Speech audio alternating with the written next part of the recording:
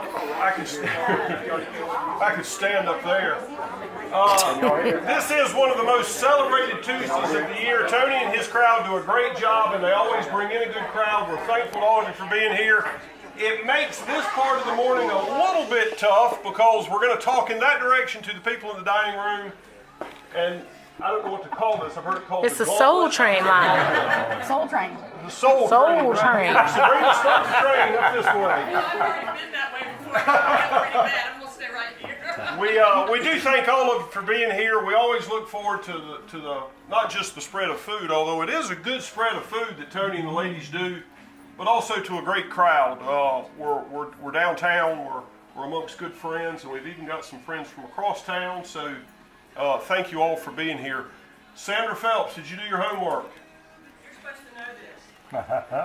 What was this building? What was in this building before Tony took it over? Wait a minute, did y'all hear that question in there? What was in this building before Tony came in here and did all this pretty work?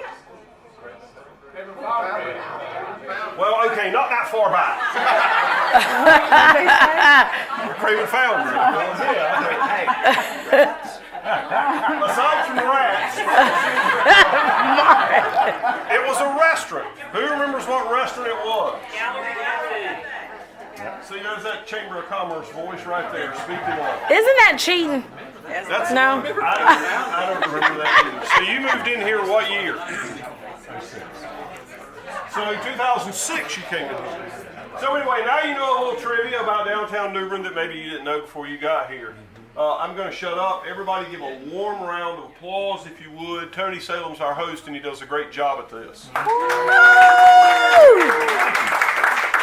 Again, thank y'all for coming. What a great day to be here. And I was just going to say with the history, well, let me say this first.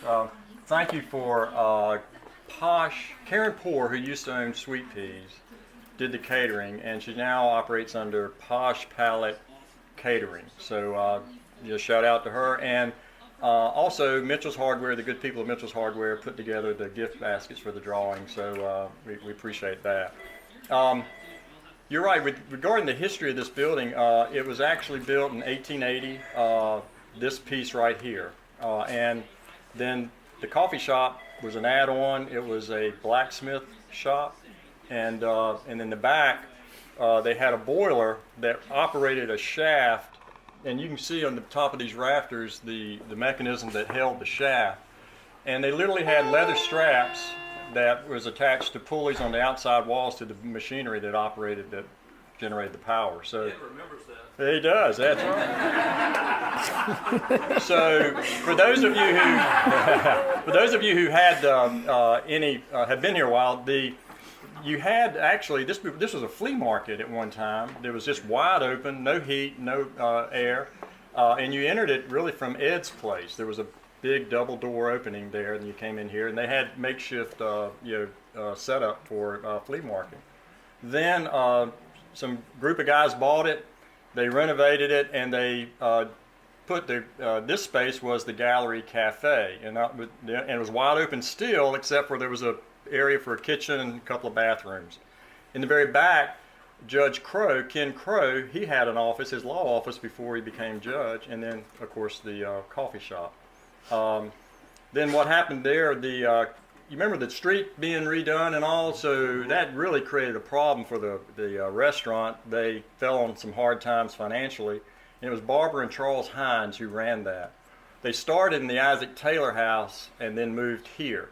And about 2005, they basically shut it down, and I was looking for a space, and so we renovated this and moved in December of 2006. So that's kind of the story of that. And the whole point of us doing the renovation was to kind of highlight that piece up above us. So all of our offices, as you can tell, are open, except for the conference rooms, bathrooms, and the kitchen. So, but we really enjoy being here. The women don't care for it during the wintertime because it's cold. And so you may see they may have hidden their electric blankets that they put on their chairs. But anyway, I love it. Last year, we did this last year, and I think I said then, with any opportunity I get, I like to, put in plugs for my staff and for downtown New Bern and New Bern in general. We at accounting practice obviously do tax work and so forth throughout the year, and our staff, which is really the brains of the people I'm going to introduce you, are the brains of the operation. We got let's see, Kristen Burton has joined us. She came with us in November, but she's out sick today, so I'm sorry she's not here.